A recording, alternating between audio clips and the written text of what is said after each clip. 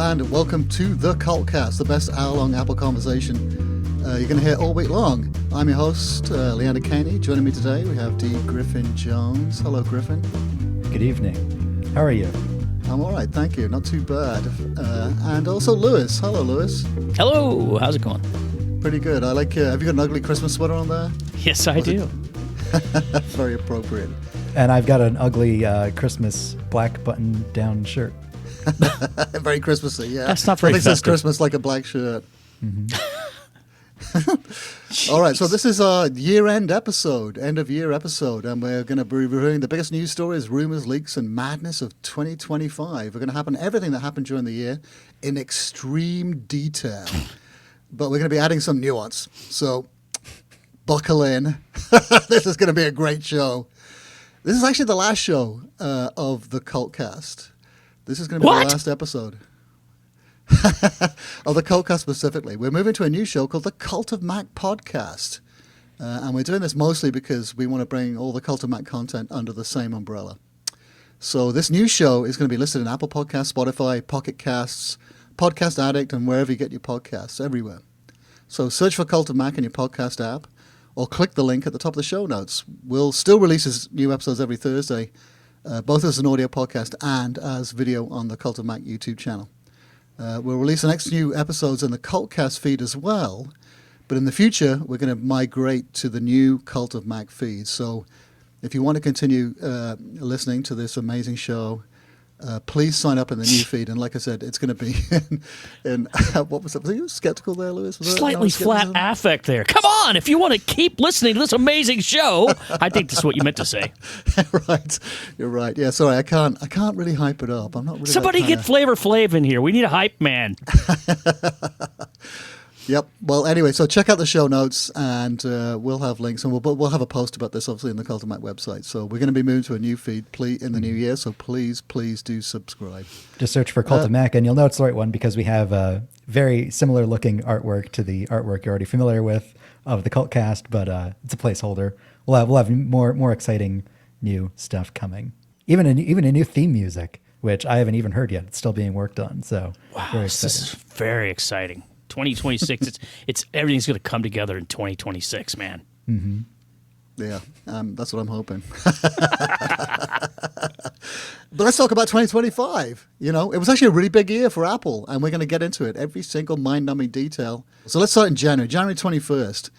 The year kicked off with a big leak about iOS 19's camera app. It might receive a Vision OS-inspired revamp. This is from John Prosser at Front Page Tech, who mocked up a simplified new camera interface, and it gave us the first clue at the major redesign coming.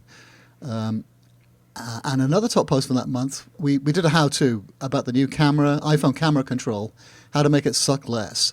After a few months with the iPhone 16 in hand, people found the new camera control to be incredibly complicated to use.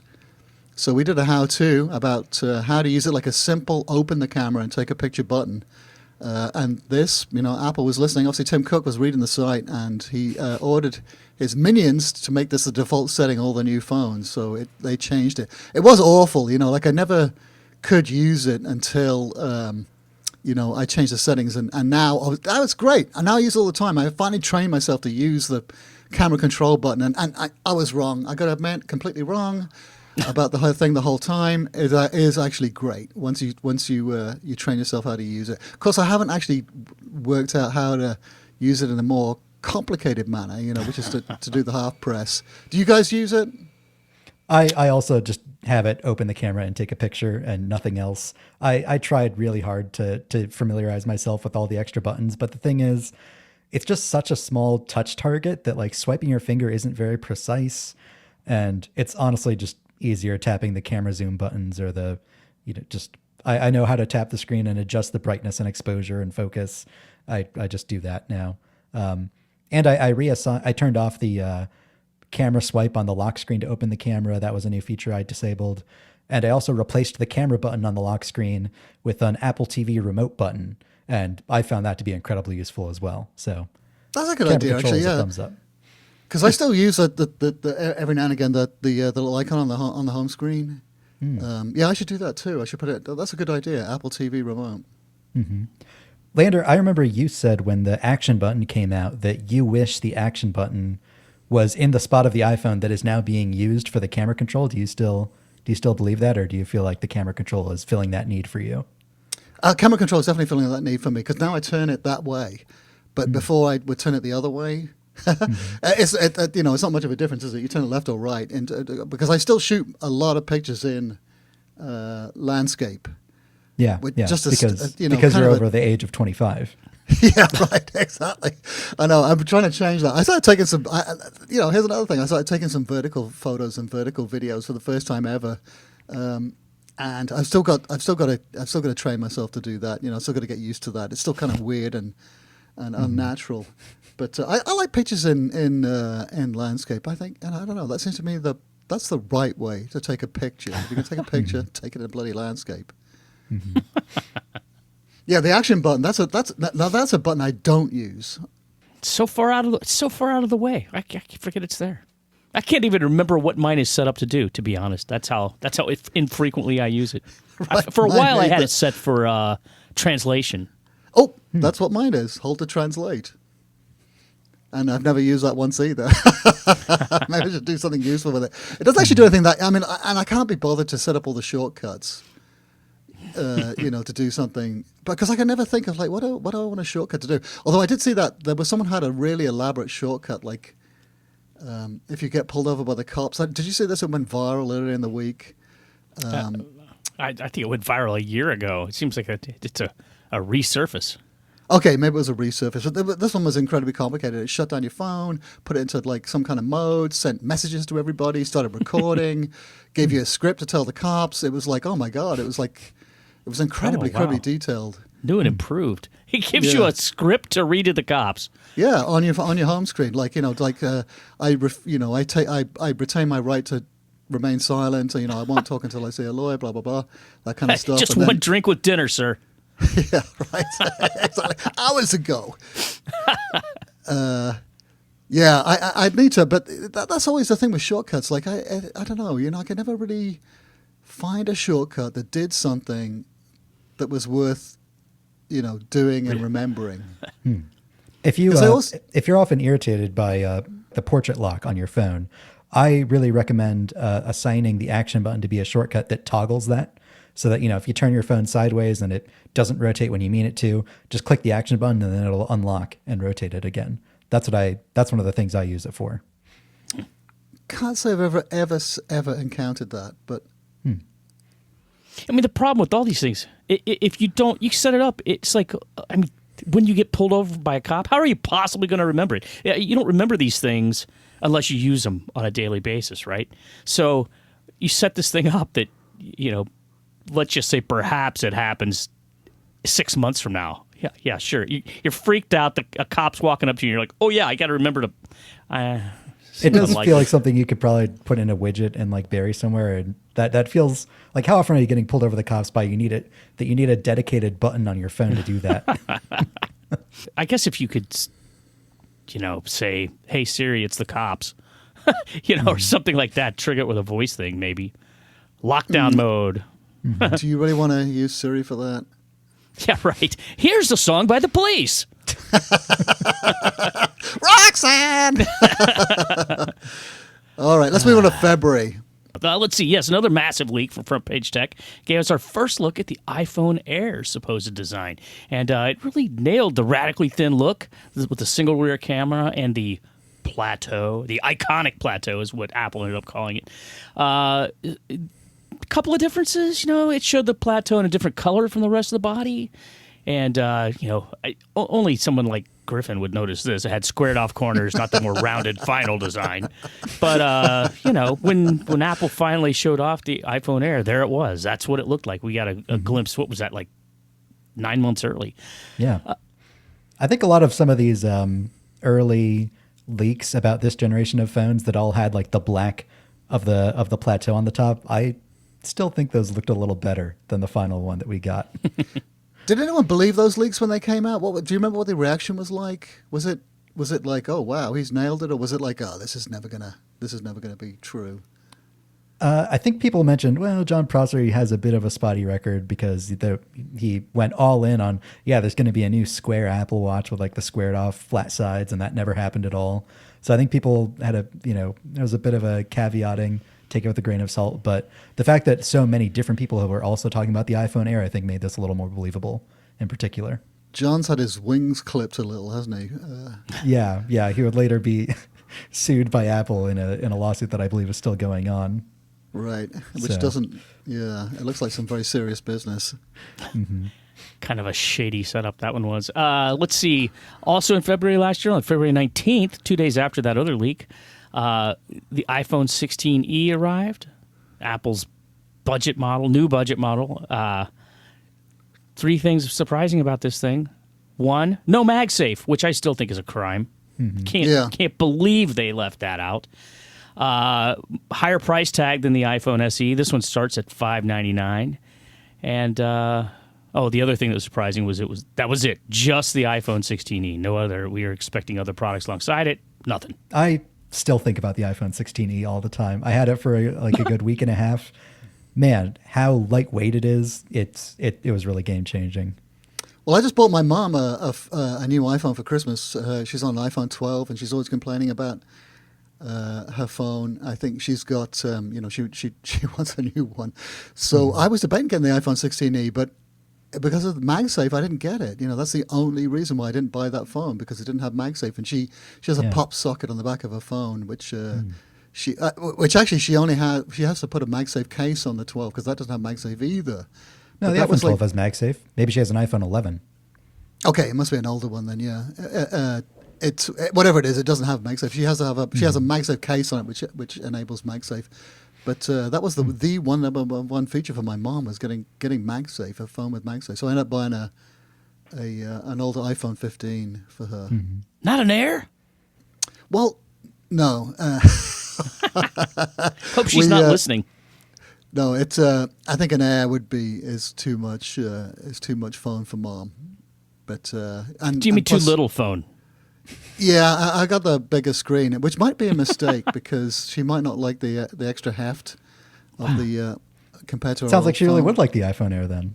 Yeah, we'll see. We'll find out in a couple of days. I guess so. Yeah. But man, I think the iPhone 16e is also maybe just one of the most gorgeous phones Apple's made in a long time.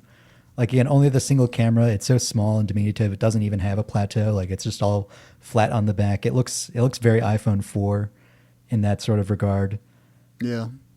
I think the iPhone 17e, the rumor is that it'll have MagSafe added to it. Maybe they'll keep the iPhone 16e for sale and lower the price. So maybe they'll solve all of its problems. We never found out what the E stood for, did we? We never really knew what the SE stood for either. Special edition. Really? Isn't that what special. normally? Unless you mean like special. I don't think officially edition. the letters stand for anything. Like the S. What does the S mean? It's just a letter. The funniest example to me is when they replaced the A12X with the A12Z, and they asked, well, what does the Z mean? It's more than X. Is the answer. Very Spinal Tap, isn't it? Why no Y? Well, Y I think that definitely does sound weird. Mm-hmm. Whereas Z has a long, do you remember the Datsun, whatever it was, Z? Yeah. Iconic car. Mm-hmm. C28? Is that what it's called? Okay, yeah, I forget. But Z has connotations, doesn't it? Like it's for other products. And who calls it? No one calls anything the Y, do they? Does any product called the Y? There's something Y? Well, another car world connection. There was in the late 80s, there was the Honda CRX, which was a small two-seat economical car. And then in the 2010s, there was the Honda CRZ, which was a small two-seater economical car. And the car between them wasn't called the Honda CRY, because that would be called Cry. They just called it the Honda Insight. Right, exactly. There you go. Mm-hmm. All right, what happened in March, Griffin? In March, a lot of things happened in March. Apple introduced the M4 MacBook Air, the M4 Max and M3 Ultra Max Studio, the M3 iPad Air, and the 11th generation iPad. These are all spec bump updates, but they packed a few surprises, like the MacBook Air's new sky blue color, which is almost a color, I would say. The real standout, surprisingly, was the Mac Studio. It ended up gaining a lot of excitement because it comes with 512 gigabytes of unified memory. Apple accidentally made the best AI computer in the world. It can run DeepSeek v3 entirely locally. You can network multiple of them together over Thunderbolt 5 for even bigger models like the full DeepSeek R1 model with a longer context window. Yeah, I saw some people, they said when you get five of these things hooked together, it even rivals, the NVIDIA data center chips, which is clearly not true. I don't think that's anywhere near true, is it? I mean, it runs like a fraction of the speed of a, in NVIDIA, what NVIDIA is capable of doing in the data center. It does it, but it doesn't rival a data. I mean, there's no way people are replacing data centers with 5 Mac Studios stacked up on each other. Not in the data center, no, but for personal use, if you're using local models, like there's really nothing better you can buy. Like it is an excellent value. I mean, especially just because the prices of RAM have gone up so high. Right. Like, yeah, everybody laughs at Apple's RAM prices, but suddenly a 512 gigabyte Mac Studio is like, oh, that's only $10,000. Like, Yeah, it's a bargain. yeah. Let's move on to April. So April the 2nd, President Donald Trump's tariffs rattled Apple's global supply chain. For countries where Apple manufactures products, the Trump administration announced import tariffs starting at 20% and with China at 54%. 10 days later, Trump announced that there would be no tariffs on phones, computers, processors, TVs, and other electronics, no matter which country they were made in. 2 days later, Trump said the tariff relief would only be temporary. 10 days later, Apple made plans to manufacture all US-bound iPhones in India to take advantage of the country's slightly lower tariff rate. But the shift would take time. In the short term, Apple CEO Tim Cook told investors that tariffs would cost Apple $900 million in the summer quarter, and that actually later that would prove to be an underestimation. Yeah, that was kind of a little bit of a whiplash there, wasn't it, in April? Mm-hmm. It's strange how after all of that, they decided not to build things in the United States. Huh. Yeah, right, surprisingly. I haven't seen, have there been a lot of manufacturers that have shifted manufacturing to the United States in response to these tariffs? Like, there was a few limited reports. I can't remember now, but I don't think I can remember any major announcements yet. There's been a lot of investment announcements, but even Apple, they kind of spun their previously announced investments as oh, look, see, we're doing all this, and yay, here's a shiny bauble. Yeah. $600 billion of money they were already spending. Mm-hmm. Yeah, I think most of the stories that I saw this last year was people was doing what Apple's doing, which is shifting away from China towards other countries, not the USA. Which, I mean, that's been going on for years too. I mean, the pandemic laid bare how bad of an idea is to put all your eggs in one basket, especially if that basket was made in China. Right. Yeah, exactly. Yep, very true, very true. All right, let's move on to May. May 14, 2025. Bunch more rumors about the 20th anniversary iPhone, which isn't coming until 2027. But rumors from ET News and Bloomberg pointed to the camera, sensors, and Face ID components moving under the 20th anniversary iPhone's display for a true full-screen design. And screen might go beyond edge to edge, could wrap around all 4 sides of the device, down the side. Supposedly, this is Apple doing what they did similar to with the iPhone 10, where it's okay, we're moving into a new era of screen to edge to edge screen, around the edge screen, the new era of what the iPhone's going to look like. It's interesting that we've been hearing those rumors for so long. Well, the iPhone 10 is interesting, isn't it? Because that was a huge redesign, like you said, that laid the foundation for all the subsequent iPhones. And so it sounds like for the iPhone 20th anniversary edition, they're going to do the same thing. This is a major redesign that's going to lay the foundation for all the subsequent models after that. Although, of course, they've also got a folding phone and various other iterations. It makes you wonder what the flagship phone is going to be. Like next year, it's all going to be about the folding iPhone. And then the year after that, the regular slab iPhones are going to get this radical new design. It will have much more diversity of iPhones. Right, yeah. And have you seen those mock-ups of the folding iPhone, where it's like a sort of a little short, squat device that opens up to the size of the iPad mini? And it does look kind of weird. The passport style ones they're talking about? Yeah, I'm not really sure whether whether to. Although they're supposed to be based on all the leaked specs and stuff like that, and this thing is in production already, right? So the big story so far hasn't it been they've eliminated the crease, so this thing will have no crease when it's folded flat out. But that it looks great when it's unfolded, but when it's folded up and it's in your hand and it's sort of this sort of little fat passport, I wonder how that's going to work. But yeah, it's kind of weird, man. Do you think that's actually what it's going to look like? I mean, the last one I saw, it looked like a wallet or something. It's a weird shape. Yeah. This is why I'm sort of skeptical, but we'll see. It does look interesting. I mean, I wouldn't necessarily be against it. In fact, it would. My photography. I'd be able to take a landscape picture in portrait. Yeah, I'm excited for it because, the inside display is going to be much more square than rectangular. And I think MKBHD, when he was recently talking about the new Galaxy Z Fold device, he was saying, you like the although it's a big display, like it has a lot of surface area, it's very square, which isn't ideal for watching, modern 16:9 content. Because if it's something in 16:9, it's not actually going to look that much bigger than on a regular phone. There's going to be a lot of black space. But I was thinking, well, sure, if you're watching widescreen content, not if you're watching 4:3 40-year-old Doctor Who, like standard definition television, as I probably will be. It'll be much bigger. So I'm looking forward. I'm excited. Perfect. I'm sure that was the forefront of their minds when they were designing it. I'm sure that'll be in all of Apple's beautiful marketing shots of where they always show like movies or shows and like the full screen of the phone all the way to the edge. I'm sure they'll be using the Seeds of Doom from 1983. All right, let's talk about June. Apple unveiled Liquid Glass, its biggest design refresh ever. The new user interface extended to all Apple platforms, but it shined brightest in iOS 26, with many apps fully redesigned alongside new Apple Intelligence, messages, phone, and customization features. macOS Tahoe gained an all-new Spotlight and iPhone mirroring.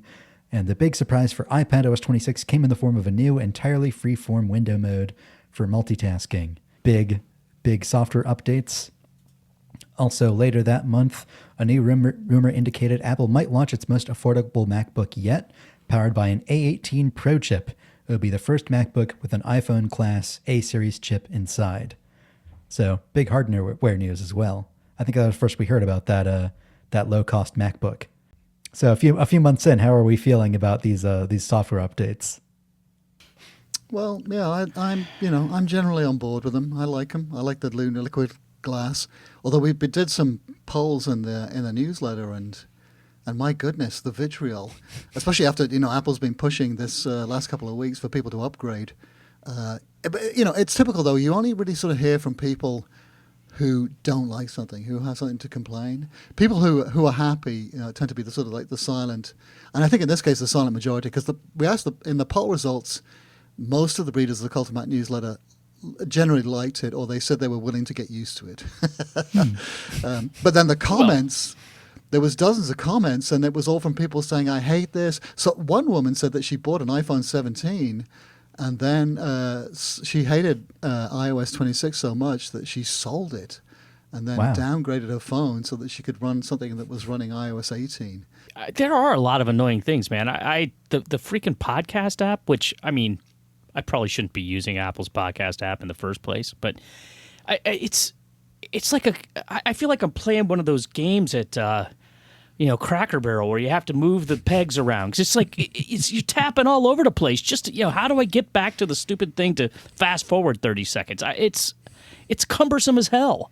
Mm-hmm. There's a lot of things that are tap tap tap tap tap. I just recently this week reverted to the old style of Safari because I'm sick and tired of that stupid thing and having to tap 2 or 3 times to get to my tabs.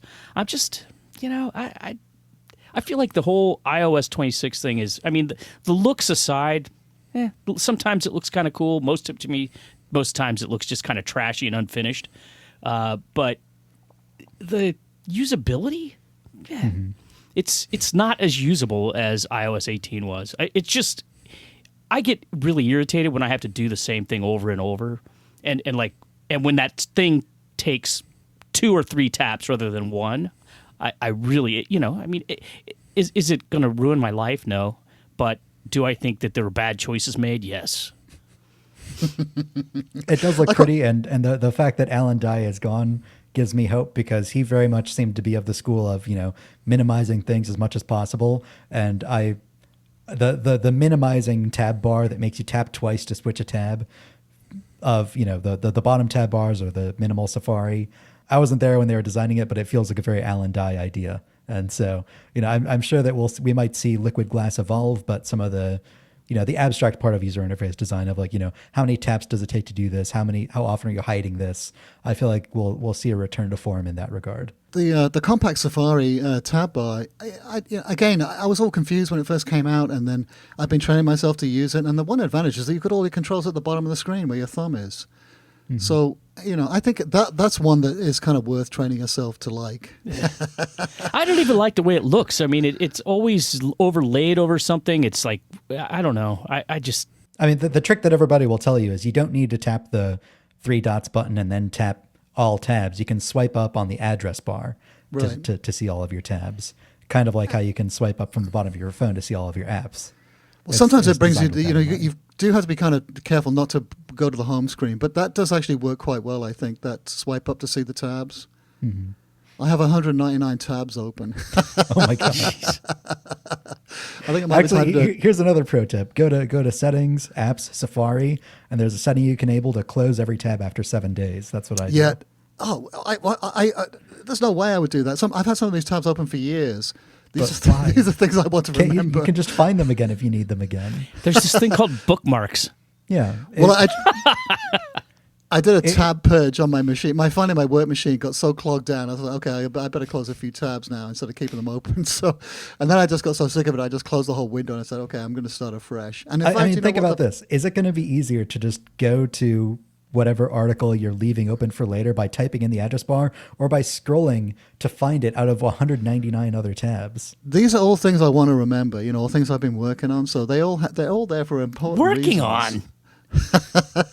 Well, often when I'm researching something, I see, so I'll be reading an article or whatever, and then it'll link to something else, and I go, which is interesting. So I open that in a new tab with the intention of going to read that after I read what I'm currently reading. And so sometimes by the end of, if it's a detailed thing, I'll have about 8 new tabs open, and then sometimes those tend not to get closed. Have you tried tab groups? You need to learn to let go. Well, I did, yeah. I did try tab groups, and I do have a couple of tab groups set up. So I do use those, but yeah, I should probably use those yeah, it is definitely digital hoarding. That's a good idea, though. I should definitely do that. When I start a new project, I should start a new tab group for it. Good tip there, Lewis. Thanks. I'm full of them. Oh, hold on. I got my AutoZone purchase here when I was trying to buy some. How about instead you tell us about July? Yeah, let's get on to July. All right, yeah, July was a big month. Very big month for Apple. Jeff Williams stepped down as Apple COO. It was bye-bye Jeff. Of course, he was considered next in the line as the Apple CEO, and he was ready to take the reins in case of emergency. Williams' resignation prompted a lot of speculation. Some predicted that the current SVP, Senior Vice President of Hardware Engineering, John Turnus, or new COO, Sabi Khan, would step up to take the reins when Tim Cook retires. But I actually had a different sort of left field idea that perhaps someone else might take Apple's top slot. I think, maybe it could possibly be true. And this would be Deirdre O'Brien, who's been one of Tim Cook's longtime lieutenants, very much in the background, no public profile at all.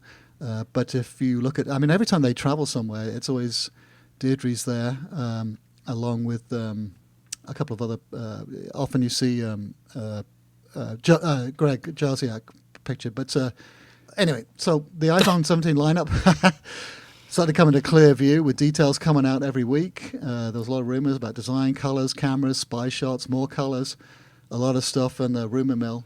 And in fact, didn't we, around this time, we kind of sort of knew every single thing about the phones? Yeah. That's when we got a new tidbit basically every single week. Right.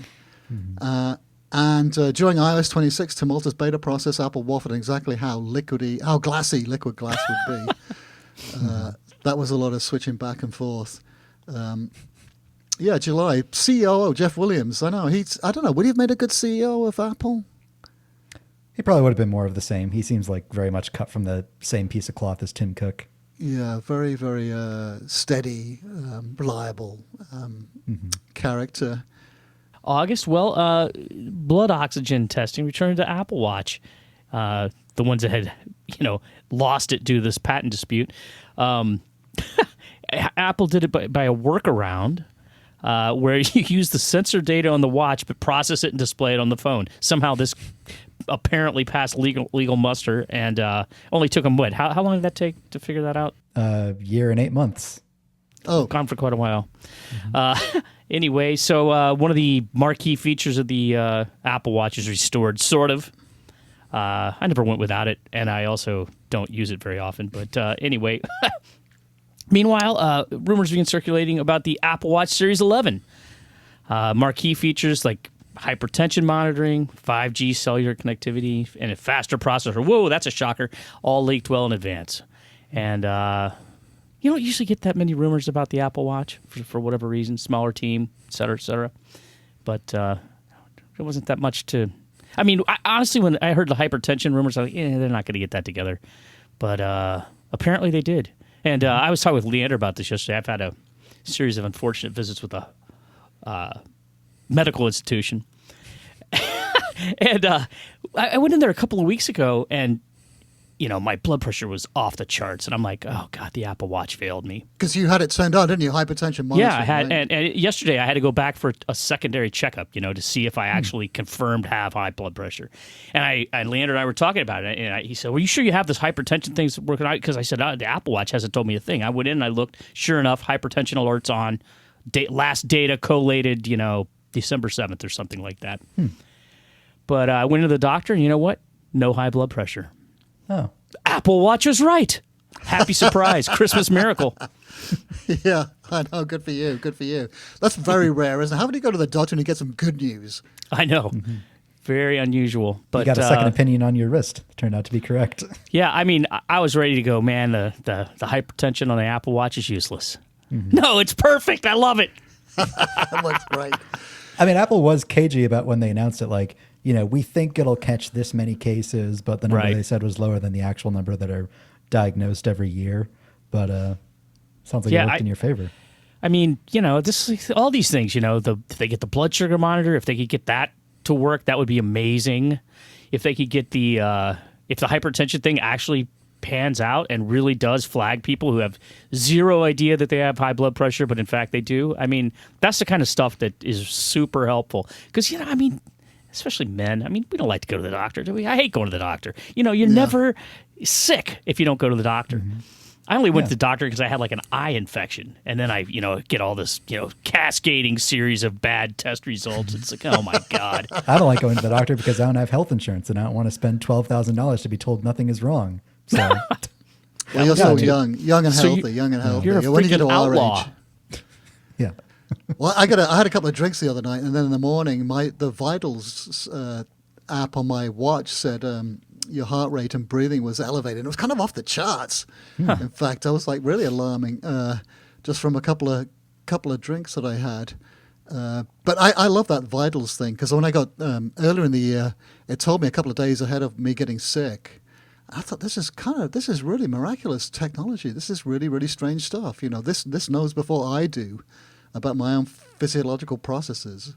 Yeah, I've had that same experience. And it's super helpful in that you can say, oh, wow, so maybe I should take it super easy today, go to bed early, get as much sleep as possible, take a bunch of vitamin C, whatever it is that makes you, more healthy or whatever. Maybe you can tamp down the oncoming cold. Get ahead of it. Yeah. Because a lot of times you kind of might feel that. And you're like, I don't know, I kind of feel like I'm getting sick. But, it could just be that I slept funny or something, right? And if you actually have, like, a piece of hardware telling you, no, pay attention to this, I think that's helpful, too. Yeah. I mean, it's definitely, it's the Apple Watch's promise that it's what's that Star Trek thing that... The tricorder. Okay, yeah. Well, is that the one that monitors your health? Oh. That's the all-purpose scanner that scans everything, right? I mean... Yeah. Dr. McCoy has like a medical thing. I don't know if that one has a name or not. Yeah. Well, the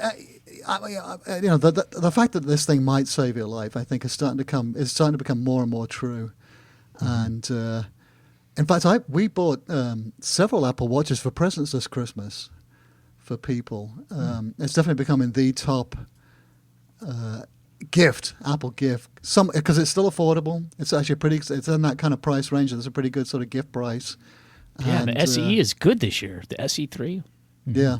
We got a new one for my father-in-law, who's been wearing his. I got him an SE like 3 or 4 years ago, so it's kind of getting a bit long in the tooth. So we got him a new one. He was delighted with it. Yeah, very happy with it. He wears his all the time. Uses it all the time for all sorts of stuff. And my mum too.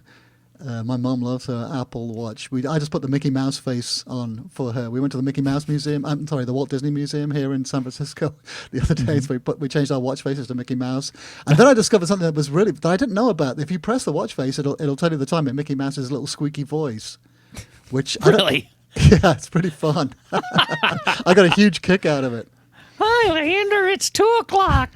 Right. And that's a big recommendation too. I love that museum. Like, I'm not a big fan of Disney at all, and Walt Disney, I think, he himself was problematic in many ways. But the Walt Disney Museum here in San Francisco, I thought was a real treat. I really enjoyed it. Really fascinating to see the history of the company and and they have an amazing number of artifacts. And it sort of explains it. It's like reading a good book, like about how the whole thing unfolded, but you can get through it in 2 or 3 hours. I highly recommend it. If anyone ever visits San Francisco, I think that should be something that should be on you. And it's got a beautiful view of the Golden Gate Bridge, unbelievable view out the back window. And it's in the Presidio, which is absolutely beautiful park. So highly recommended. So what month are we on now? Are we in September or... Oh yeah, here we go. Apple's awe-dropping event was a big one. We all came away impressed, even if we weren't surprised. AirPods Pro 3 delivered twice the active noise cancellation as their predecessors, along with live translation and a new heart rate sensor. Apple Watch Series 11, SE 3, and Ultra 3 all brought solid bumps. iPhone 17 debuted as Apple's best entry-level model ever. The iPhone Air was stunning and slim and still offered surprisingly uncompromised battery life, but it faced tough competition from the iPhone 17 Pro, the most unapologetically pro phone yet.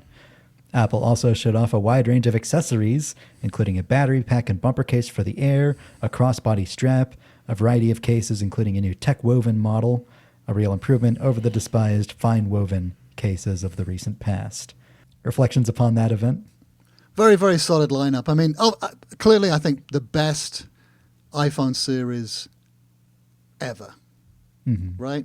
Is that... Yeah. Do you think that's... Strongest lineup of offerings, especially since they doubled the storage prices to 256 gigabytes. Like, you can confidently recommend people to just buy the base models now. Oh, for sure. Yeah. No compromises at all. And the Pro models are 2 Pro. I mean, they're kind of 2 Pro, really. Yeah. Always got them for the cameras, the better cameras, but I mean, a whole bunch of features I never use, ever. Do you regret getting the Pro model? No, I don't regret it, but I think I would have been quite happy with the regular one. For the first year, I think, that I think I would have been quite happy with it. Mainly, almost every year I buy the iPhone depending on the needs of the Cult of Mac website and what we need to review. Mm-hmm. So I don't often base it on my own personal preferences. It's like, someone's going to need to review the iPhone Pro model. So that's why I ended up getting it, because there was a gap in our review, in the roster of models that we were going to review. No, I definitely would have bought the regular iPhone 17 this year, probably the larger screen one. I probably would have just got that, instead of getting the Pro. I upgraded for the same reason. My iPhone 12 Pro is still perfectly serviceable, but my job is to write all these how-to articles, and there were so many that I couldn't write because it was getting too old, and especially with Apple Intelligence around the corner, I felt like I had to upgrade last year. But I don't feel bad not skipping out this year. Good phones, but if you have an iPhone 16 Pro, I don't feel any sadness. How about you, Lewis? I love the iPhone 17 Pro. Like Leander, I don't use it as Pro as I should, but my only lingering question is, should I have gotten the Air? Because I still, every time I think about the Air, it's like, I don't know. Pretty awesome. Pretty awesome looking device. Feels pretty amazing in your hand. How often have you touched one? Have you been to a store? Yeah, that's all. And it's always like connected to the Yeah, which ruins it, doesn't it? yeah, a little bit. I wanted to balance it on my one finger, but see if it took off. See if it floats. Slowly float off. Yeah. It is. I've seen mean, a lot of people who got the Air. I've seen, on social media, people saying they love the Air. They really like it. They're really happy with their purchase. Yeah. The Air would have been a good choice. I don't recall ever seeing anybody going, no, this was just not the right thing, and I took it back. I everything I've seen has been positive. That it's like, wow, this is not the battery is not nearly the problem I thought it was. I don't really miss the camera. I can't believe how amazingly light this thing is. It feels like the future. That's like the common thing. This is the way that it's going to be. So Until next year. and there'll be two of them welded together. Yeah. Well, I can report that fine woven is actually quite fine. This is You mean tech woven? tech woven, yeah, sorry. Not a scratch on it, and it's been. I have not been taking care of this at all. In fact, I dropped the phone yesterday. I thought, oh my god, it's busted. It went straight onto the concrete, but nope, it survived it perfectly. And there's not a scratch on it. I mean, it looks almost brand new. In fact, maybe I should resell it. Those things feel rugged like a Coleman cooler, like a plastic Coleman cooler. They got that you can if you try, you could scuff this if you dragged it across the pavement or something. Or scraped it up with a sharp key. Yeah. Yeah. I actually did that on the inside. Did what on the inside? Well, I Scratch it didn't with want. a key? I wanted to do a test. I want to see, does it scratch? How does it hold up? But I don't want to scratch it purposely on the outside. Well, the inside's covered with silky material, isn't it? No, it's the same material on the inside. Oh, okay. Really? It doesn't have a Usually they're felt on the inside to, yeah. No, make it's it not soft felt, where it contacts the phone. It's the same. It's a slightly different hue. It's darker, but it's the same. And hold on, let me Live scratch it follow-up. up. Scissors. Oh my God. Wow. I mean, I don't know. You can't really see it. I mean, it does show a few scratches, but it's not really that bad. And in fact, it kind of buffs out when I run my finger across it. I can still see a little bit of scratch, but it's not bad at all. Put that up to the microphone. It's ASMR time. Is everyone all relaxed now? This will be the first podcast Leander ever listened to after it was released. Yeah, nary a scratch on it. Of course, now I'm seeing the inside of the case looks like the side of our stove, where you get a little bits of particles. But yeah, that's really kind of impressive. Previous cases have been completely destroyed by year's end, and this one is holding up really, really well. It's well worth the Apple Premium, the $60 or whatever it costs. It's a good case, great case. The silicone case is holding up well, too. I mean, they did last year. I remember last year I had one for better part of probably half of a year, and right toward the end it got a nick. I think the car keys finally nicked it, but so far no problems whatsoever with that thing. The new ones do hold up much better than the old ones. 10 years ago, the silicone cases would last a few months, then the silicone would start to peel, and then once it gets a nick that's too big, it's just gone. It's just all gone within another few weeks. Pulling them out of your pocket, they turn your pocket inside out because they were too sticky. I was very impressed with the silicone case when I had it a few times this year. I actually saw somebody with an orange Pro the other day. I think that's the first time I've seen one of those in the wild, except for mine. Oh, are you regretting your color at all? Do you still like the orange? It's fine. I mean, It's fine, exactly. I bet you haven't looked at it once. I'm looking at it right now. Well, except for right now. I forgot what color my phone was. And when I took it out of the case, I'm like, oh, wow, yeah, look. I got one of those silver ones, which is actually the best color this year. Except for the white part. And I forgot about the white back, too. Yeah, I'm still not a giant fan of the two-tone thing. And in fact, this one that I saw, they had, I think probably an Apple silicone case, but the back was white. Oh, that must have been the clear case. Or the clear case has a sorry, white I said panel on it. clear. Yeah, sorry, I didn't mean silicone. Yeah, and it looked, very dreamsickly. I don't know. It looked like a frozen treat of some sort. Orange and white, interesting combo. The creamsicle phone. Yeah. October 15th. Instead of an October event, Apple dropped 3 spec bumps of its high-end products via press release. The 14-inch M5 MacBook Pro brought a significant boost in GPU and AI performance to the entry-level model. The M5 iPad Pro came with more memory on high-end models, great for taking full advantage of iPad OS 26 multitasking. And last, and definitely least, the M5 Mission Pro pushed more pixels to its high-res displays and came with a more comfortable dual knit band in the box. And actually thinking about that, like that's the only thing I remember, the dual knit band. that was definitely the hit product, wasn't it? That was the thing that people were talking about. I don't remember anyone talking about the new M5 MacBook Pro that much, nor the new iPad Pro, except maybe Ed. I wonder if this is going to be a strategy that Apple does going forward, splitting the MacBook Pro announcement into 2, like having the entry-level model in the fall and then the high-end models in the following spring. The rumors for next year are also kind of similarly split. Like they say, oh yeah, the entry-level M6 MacBook Pro is going to remain the same, but the high-end M6 MacBook Pros are the only ones that'll have the OLED display and the touch screen and the full new redesign. So we've gone through a few generations of the MacBook Pros being in perfect sync, no longer the weird lower end model that still had the touch bar or only 2 ports. They've been in sync for the last few years, but it feels like they're going to be splitting up again through another phase of that. And this is because the chips, right? The chip development? Yeah, the chips, but also coming up with a new hardware design always costs a little bit more money, and Tim Cook likes to recoup that, millions of dollars they spend in R&D, and so he likes to squeeze everything he can out of a design for as long as he can. So on the cheaper entry level model, I'll stick with the old design until the new design becomes cheaper enough to manufacture to have them all in sync again. That seems to be the way it goes. And you reviewed the M5 Vision Pro. I mean, what was your impression of that?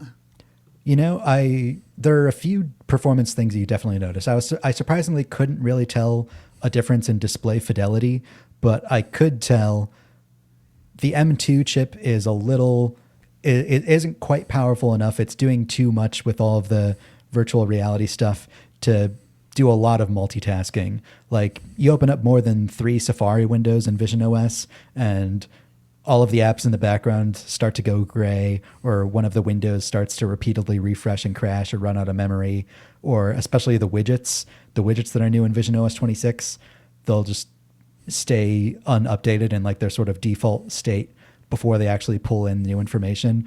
That was what I noticed most about the M5 version over the M2 version. However, that's only really a problem for the people who use the Vision Pro how I use it, as a computer, rather than I'm just going to watch spatial movies and spatial photos and play spatial games. Honestly, the best thing that the M5 Vision Pro has done is make the M2 Vision Pros pretty affordable on eBay. You can pick them up for right around $2,000 now, which is the price that a lot of people said, like, yeah, if it cost half as much, I would get one. Now you can get an M2 Vision Pro for like $2,200, $2,100, around that price on eBay. So go for it. And did you like the dual knit band that much, or because it messed with your hair, right? So it did. The upper strap sits right where the front of my hair poof is, so I was not a fan of that. I really like, and I still endorse the Anna Pro A2 head strap, which is a firm plastic thing that sits sort of on your forehead, which is a little more solid, and it's a little more comfortable that way. So I was honestly a little happy when I went back to my M2 Vision Pro in that regard. Cool. All right, Lewis, what happened in November? Wow, actually the biggest shock of the year, Apple released something called the iPhone Pocket. There was no rumors about that, was it? The Gurman didn't get that one. Complete shocker out of left field. I honestly woke up, thought I was dreaming, and it was April Fool's Day. Went and looked at the Apple newsroom. Sure enough, there's a press release about this iPhone Pocket, a brand new accessory, 3D knitted sling that holds your iPhone on your arm, your shoulder, or you could tie it to your purse or whatever. Not unsurprisingly, a lot of people found this to be humorous. There's a lot of jokes, a lot of ridicule, especially because what did it list for? Like I think it was $179 for the short one and $239 for the long one. I mean, outrageously expensive. Made in conjunction with I know I'm going to butcher the name, Issei Miyake, Japanese design firm that has some deep ties to Steve Jobs and Apple. But weirdest iPhone holder ever, right? Weirdest. And let's see what happened after it. Sold out instantly. Couldn't get it anywhere, could you? For neither for love nor money. Couldn't make enough of them. Sold out instantly. And now you can buy, cheap ones, $4 knockoffs on, Temu and all these places. So if you desperately want that look, it is available to you, just not the official version. Tried searching for it on the Apple Store, and I'm not seeing it anywhere.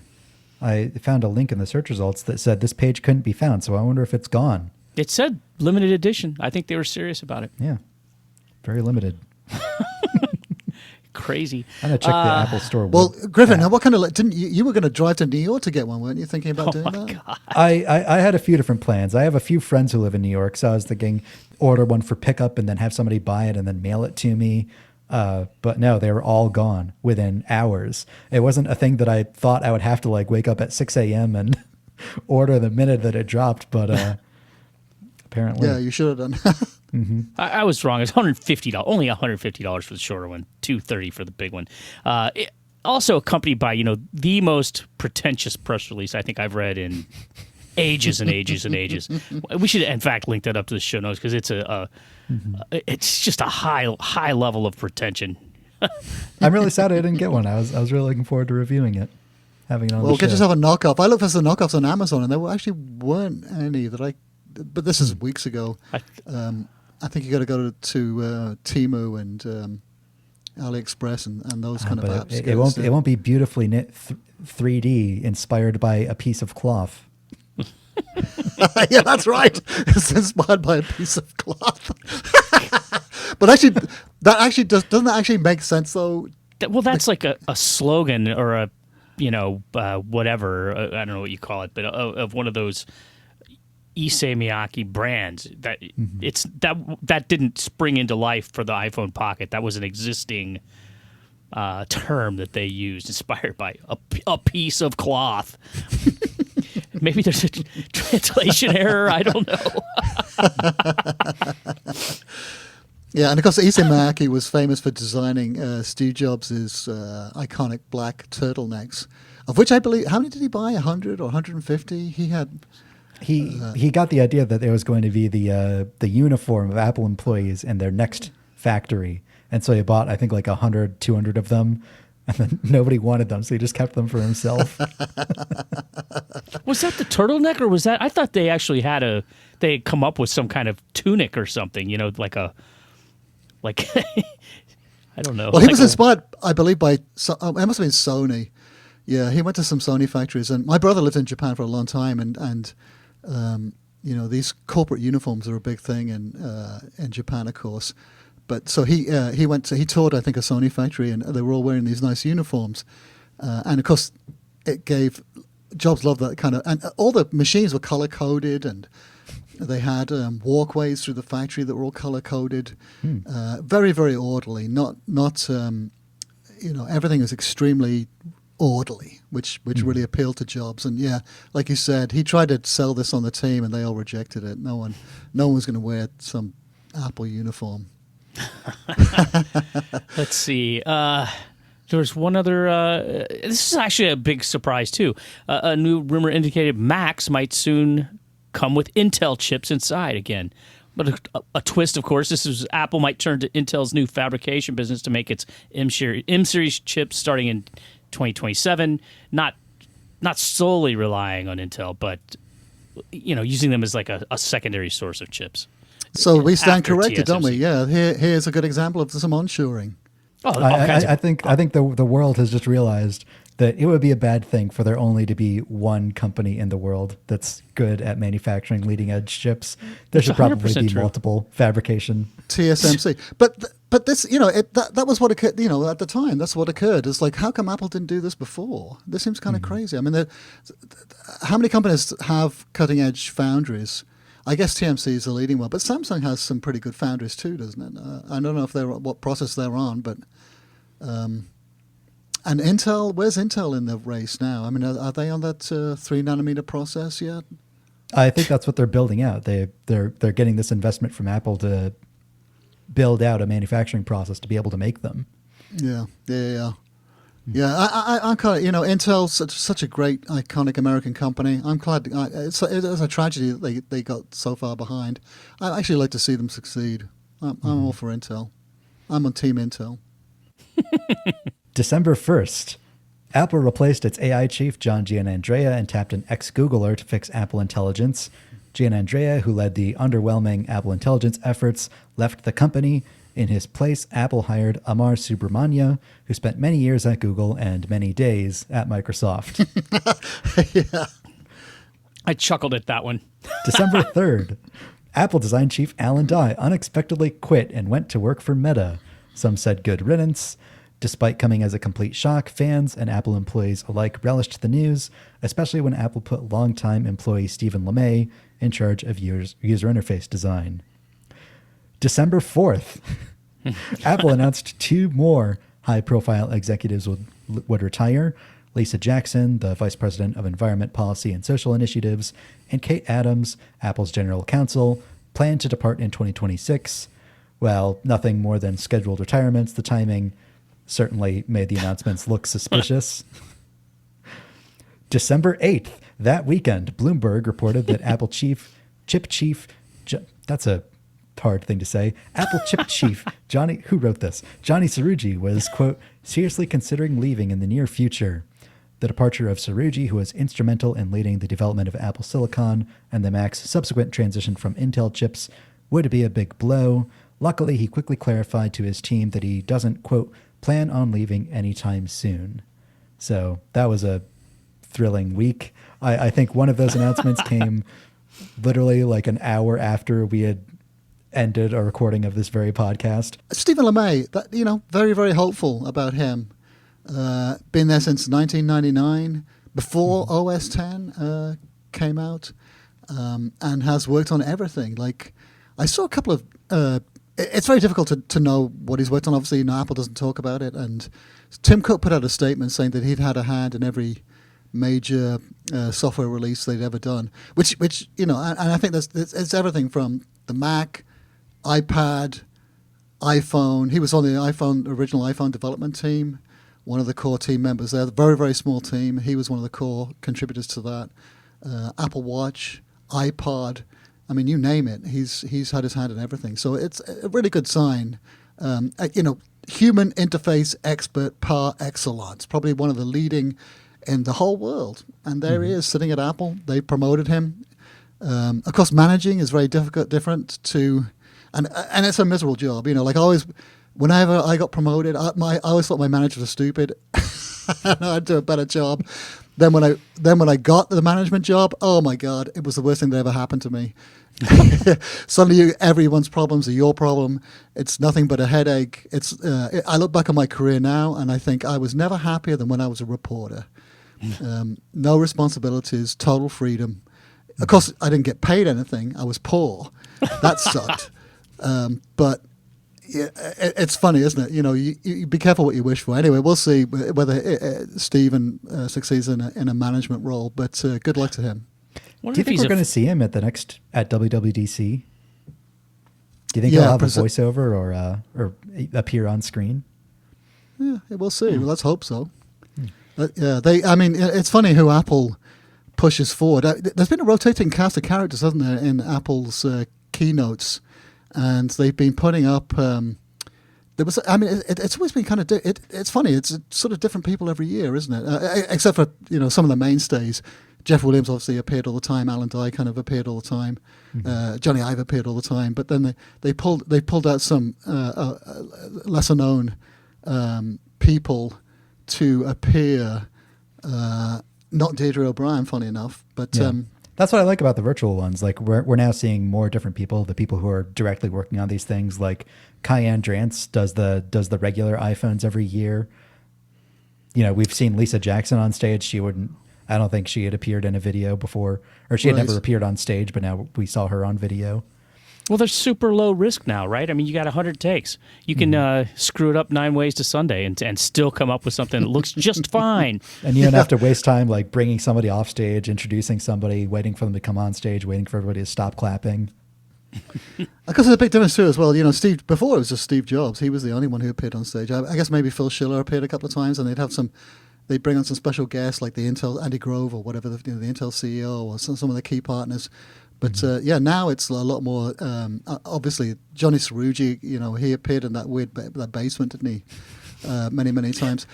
He is definitely a key hire. You know, like a massive impact. Brought on. Was he recruited from IBM? It's this AI says that before joining Apple in 2008, Johnny Cerrugi held senior positions in processor development and design at Intel and IBM. At IBM, he worked in Haifa from 1940 to 1992 and later returned as director for the Power 7 processor. And then he worked at Intel's Israel Design Center in 93, later relocating to Austin, Texas. So there you go. IBM, Intel. I wonder if that's true. Could be true. Looks like he... No way to know. And Lisa Jackson, I mean, she's had a massive impact there too. I think one that people haven't. It doesn't get talked about so much because of Apple's green efforts. For some reason, I don't know. It doesn't seem to like float people's boats. I think it's because it's boring. That might have something to do with it. We built some more solar farms, and now we're up to 98% of our energy for our. Although I think they say all their stores are like 100% energy efficient, right? Or not energy. Well, that was 100% quite a few green years energy. ago. Yeah, they went 100%. Like corporate, they went 100% green. And then When was this? I can't even remember what their 2030 goal is. It's Well, that was everything. All the supply chain. Down to all of their products that they produce as well, being carbon neutral. Yeah. That's why she quit. They're not going to make it. Well, they actually had to do a kind of an embarrassing U-turn this year, didn't they? Because they claimed that one of the Apple Watches, maybe the SE, And the Mac Mini model. as well. I think because they include purchasing carbon credits Yeah. as what makes them carbon neutral, and that's kind of a Right. dodgy business. And Yeah. Apple says they were doing it the right way, but I think some European regulators say, no, you can't claim that if it's dependent on these carbon credits. So Well, Apple's been running its has its own forests, doesn't it, for to source its paper products. I saw a really fascinating thread yesterday from an imaging company. They work with iFixit to do X-ray all of the new products. So they do an X-ray teardown and they did this with Apple's packaging, with the paper products, and they could see how they were built up. And I think up until fairly recently, maybe even this year or late last year, they were still using some plastic in the boxes. But then now this year, it's all paper. And the paper engineering on these things is insane. And they even had, when you get in the AirPods box, the spare tips, small, medium, and large, or whatever their sizes are. The smaller ones might tend to pop out. So on the lid of that little packaging, they come packaged in their own little small box. The lid is actually contoured, so it has a bump over the smaller ones to keep them firmly in place. And I was like, oh my God, That's crazy. Who thinks of these things? And then the bumps too are very carefully engineered in paper. They're made apparently like Got them right eggshell here. boxes. Yeah. Wow. So oh yeah, it is. Yeah, there's the bump. Isn't that crazy? And that's built up of layers and layers of paper. So it's made of several layers apparently, which are revealed when you X-ray them. And they make them like eggshell boxes, which is made from some kind of fiber slurry. that is put into an injection mold, and then when it dries, it goes solid. So yeah, I was kind of fascinated by all that. The packaging stuff is amazing because, and I used to keep boxes. Like I was just going to say, like, it's so good you can't throw them away. I know, it was heartbreaking. I was like, oh my God, here goes my my kid's inheritance right here. You know, all these heirlooms. I'm throwing in the trash. But you eventually have to get rid of them, you know, because at my old office, I'd been in the old office for about 10 years, and I had like almost a dumpsters full of boxes, and it was totally heartbreaking to chuck them out, but I finally had to say goodbye to them. But anyway, moving to it was... It's kind of, I know that she is Lisa Jackson. I interviewed her several years ago for the book I did about Tim Cook. And this was one of their goals, was to move to, fully recyclable packaging. And something that had eluded them for, I guess, they've been working on and finally have realized this last year for a good decade or more, which, and I think it's worthy. I think it's very, very worthy. Like, in fact, it was getting to the point where I was starting to get irritated with the packaging, all the plastic, the fact that they weren't, easily recyclable. I kind of like simple.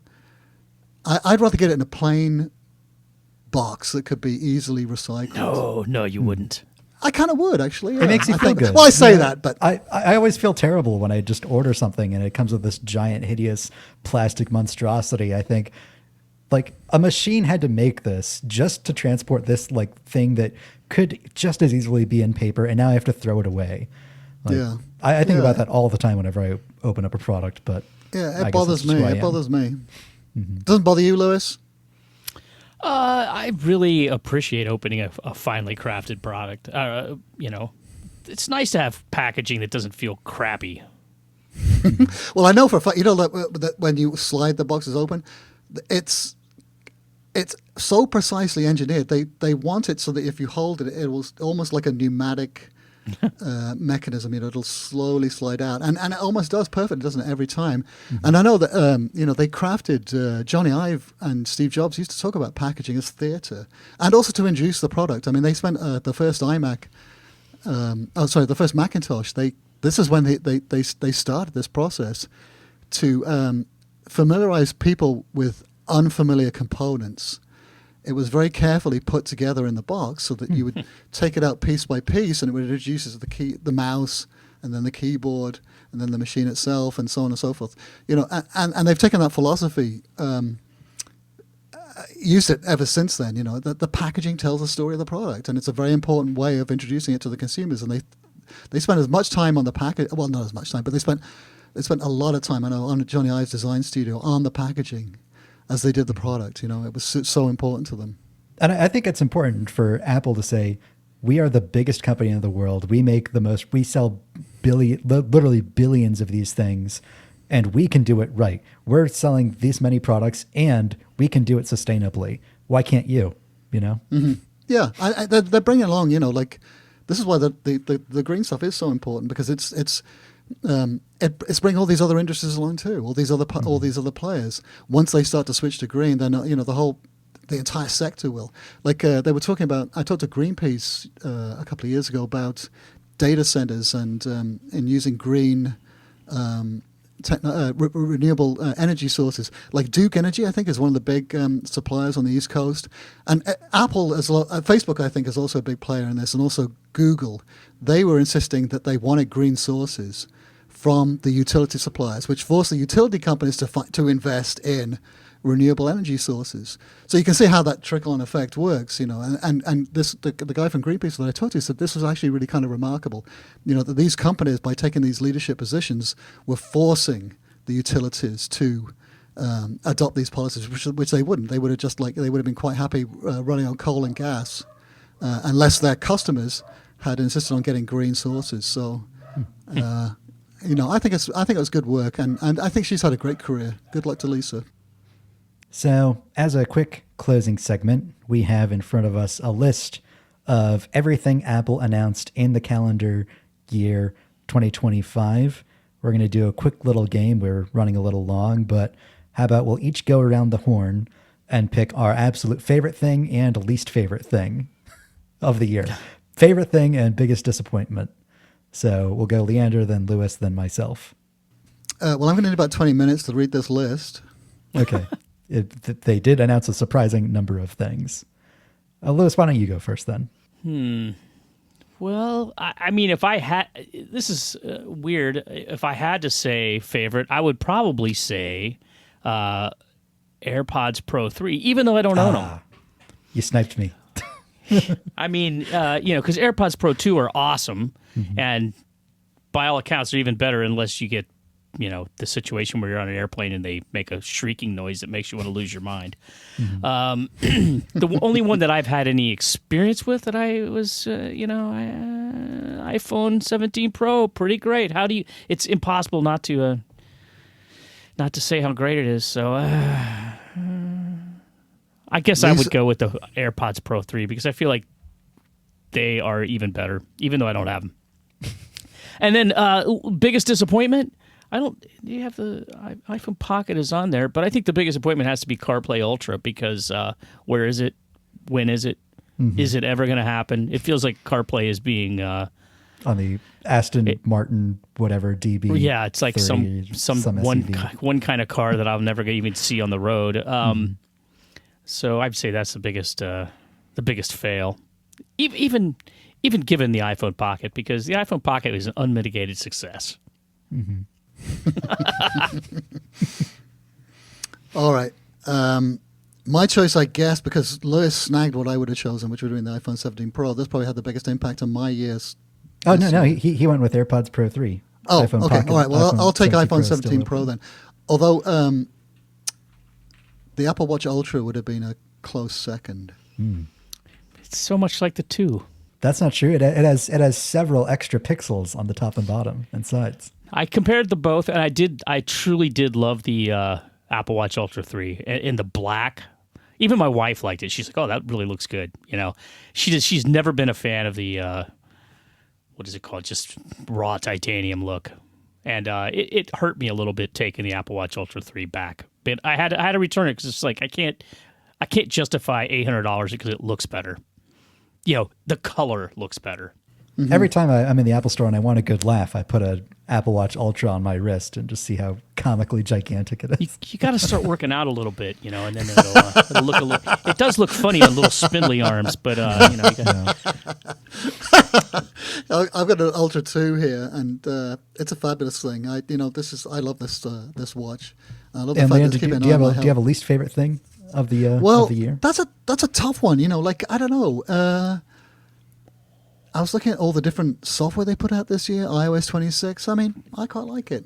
I like iPad OS 26. I think the multitasking stuff is really pretty good, even though I don't use it as a work computer. And I've only really used it a couple of times. And in fact, actually, mostly it gets on my nerves when I actually hit the top bar instead of hitting the back button, and then Safari shrinks and goes into a little window. We should ask Ed about that because Ed uses his iPad Pro as his main machine. Yeah, I don't know. It's hard to choose something that... Oh, crossbody strap. That's something I don't think I will ever use. Although I used to, when I had cameras, when I used to carry a DSLR around, I bought one of those, something very similar to a crossbody strap to strap the camera to myself instead of the regular round the neck one. So, I mean, maybe I'm being a bit dismissive. Maybe I should try it out before I dismiss it. But it's hard to choose here. A lot of this stuff is actually, I don't know. There doesn't seem to be a lemon amongst them. I think I know what Griffin's lemon's going to be. I know Griffin's is. My favorite, I'm going to put myself down because Lewis stole my AirPods Pro 3, which I actually do use every day and have been excellent and game-changing in my life, but I can't pick that. So I'm going to go the iPhone Air. It was an excellent phone. I liked my time with it. Beautiful. I still think about it. Like, holding it is one thing. Yeah, the Apple Store experience isn't quite as good because you have the cable like pulling on it if you pick it up, so you can't really appreciate how light it is. Honestly, the more time you spend with it, the more time you'll appreciate how thin it is, not just after like the first shock. I mean, the real shocker comes when you pick up your regular iPhone afterwards or somebody else's phone. You're like, oh my God, this feels like I'm holding an iPod, like an original, like it's so thick. It's insane. Or, going back to like a PowerBook G3 after spending a week with a MacBook Air. Like, that's the difference it feels. If I were to have upgraded this year, I probably would have gone for the iPhone Air. I think it's gorgeous. Again, it has a lot of the same great looks as the iPhone 16e, but it's not compromised really in any meaningful way. It's great. Least biggest disappointment of the year, the iPhone Air bumper case. It somehow fails at everything it's trying to do. It makes the iPhone Air feel thick because it takes away its beautiful thin edges and makes it feel just like a regular phone. It doesn't protect the phone because the plateau sticks out through the top, so it would still shatter if you dropped it in the right way. Worse at pretty much everything that it tries to do. Interesting pick. That's not what I had figured you would. Yeah, me neither. I thought you were going to say the iPhone 16e. I thought you were going to drop a dime on Mac OS 26. Yeah, I'm not happy with that either. I still haven't upgraded. I'm terrified after all the things I've heard. Don't. I'm still encountering new bugs. It's not great over here. Okay, well, I guess that wraps it up. That's all the CultCast we have for you. Ever. Jeez. It's sayonara, the CultCast. But we've got a new show. That's the good news. It's called the Cult of Mac Show podcast. Cult of Mac, the podcast. We haven't actually decided yet. We don't know what it's called. I just put the name in as Cult of Mac, so just search for that. Okay, not the Cult of Mac. No, because that's not the name of our site. That was the biggest mistake we ever made with calling it the CultCast. We called it the CultCast instead of CultCast. So we're not making that mistake again. Anyway, search for it in your podcast app or click the link at the top of the show notes, and I think we'll do a post about it too, won't we, on the site, so hopefully it'll be easy to find. We're still going to release new episodes every Thursday, both as an audio podcast and as a video on the Cult of Mac YouTube channel. We're going to release the next episode in the CultCast feed too, so you can find it, but in the future, episodes we'll start posting just to the Cult of Mac feed. If you want more, Lewis is at Lewis Wallace on Twitter. Griffin's on Mastodon, if you've ever heard of that, at dgriffinjones. And I write the Cult of Mac Today newsletter, which is at newsletters.cultofmac.com. And we're all going to be on the Cult of Mac podcast. So send us a text link at the top of the show notes or YouTube comments. Ask us your questions for the show. This is the CultCast, the best hour-long conversation you've heard all week long. New episodes of the Cult of Mac show come out every Thursday night. I want to thank everyone for listening, for watching, and we'll see you all at the Cult of Mac podcast. Have a great rest of the year. Bye. Goodbye.